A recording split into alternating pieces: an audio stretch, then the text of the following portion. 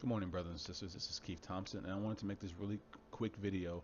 I was just recently watching The Atheist Delusion by Ray Comfort, a short movie he did where he goes to college campuses in California and he walks up to students on the campus and he asks them, "Are you an atheist?"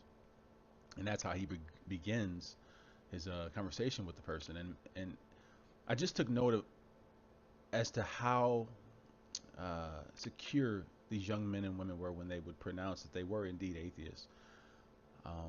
And have been living as such for a while. And it took me back to a time in 2004 when I was living with my parents. We're living in Detroit, Michigan, uh, a small suburb called Canton in Michigan. And I do remember this was actually 9 years before I was actually converted, before God actually saved me. I do remember it was one morning I was on a message board. I don't know if you guys remember message boards, but they were very popular back then. And I was reading a topic about God, and someone had posed a question, do you believe God exists? And people respond in the thread. And I remember reading someone's response, and he said, there's no God. If there was a God, why would babies be dying? Why would babies get leukemia? Why would you know uh, you know people be raped and girls, and he was just using all these excuses that atheists tend to use to divert the truth. And I remember I was sitting there and I said, you know what, he's got a point. He's got a point. Yeah, man. Why do babies die? Why do babies get leukemia and die early? Like, why is there homelessness? And I was just regurgitating all this stuff that atheists use to convince themselves that there is no God, and I started to believe it. I started to believe it. Now, at this time in my life, I mean, you could probably call me an agnostic. I wouldn't outright say that there was no God. My family did go to church, but I didn't believe. And I started to believe this guy, and it really started to allow me to go down the rabbit hole, which led to atheism. And I remember I was like, yeah, he's right. There is no God. And I remember I stood up to go to the bathroom, and the biggest migraine I'd ever had, it just hit me immediately. And the thing that's interesting about that is, if you get migraines the way I get them, they always start out with a little blurred vision. Like my migraines always start with a little blurred vision, and that's how I know I'm about to get a migraine. That my left eye would get a little blurry, and then it'll get worse until eventually it goes into the migraine, where the pain will start in the front and then go to the back.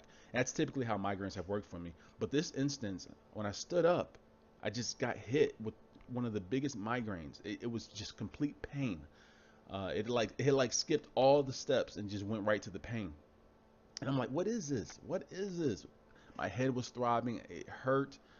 And I remember just going into my bedroom and laying down just to go to sleep to try to get rid of it. And I woke up like 6 hours later. And I remember when I woke up, I got out of bed and I got on my knees. And I remember saying, God, I'm sorry. I will never speak against you again. Now, I wasn't a Christian. I was still lost. But I remember saying, I was scared. I just got out of bed and I said, God, I'm sorry. I'm sorry. Forgive me, Lord.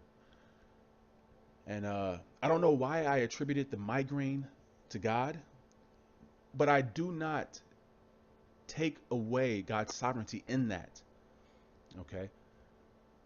I do believe that God in His love steered me away from that, because I think if that hadn't happened, I would have continued to go down the rabbit hole. I would have continued to seek, the thoughts of atheism and become a part of that demonic culture. Um, and that led me away from that. And I remember I got up and I went back online and I deleted my comment in that thread. Uh, and 9 years later, I was saved. But when a young person is allowed to live in that, allowed to stand on that, okay, that's muddy water. That's dangerous ground. Now, the young person doesn't know they're in danger. They don't know they're cursed, okay, but they are. For God to allow someone to live in that, I'm an atheist. I'm a proud atheist. That's, that's, that's to be cursed. That's to be hated by God. Yes, God hates, okay? God hates. He hates the sinner. And the fact that he will allow you to stay there, that's absolutely terrifying. It's absolutely terrifying. Because the sinner, the lost sinner does not know that they're standing on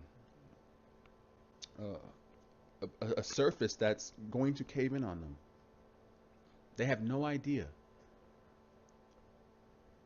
But I just use that memory to remind myself that the Lord loves me. He really loves me. And if you're a believer, He loves you. And I'm sure there are instances in your life where you can recount, if you really think about it, the Lord's love for you being displayed. Because no part of our life up until this point, if you are a believer, is random, is outside of His will, is separate from His sovereign will for you. It's all God. It's all God. And I look, through the history of my life, certain situations where it could have gone really wrong, really bad. Um, but I don't want to ramble. I just wanted to point that out. God really does love us. He really, and I think we don't think about that enough. I think we don't acknowledge that enough. The Lord loves us, and we will not understand that until that day. We truly won't understand how much until that day. And this is why it's so important to live for His glory.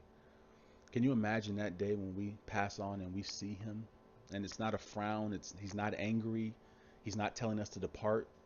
Can you imagine that day, what it's going to be like? All the sacrifice will have been worth it.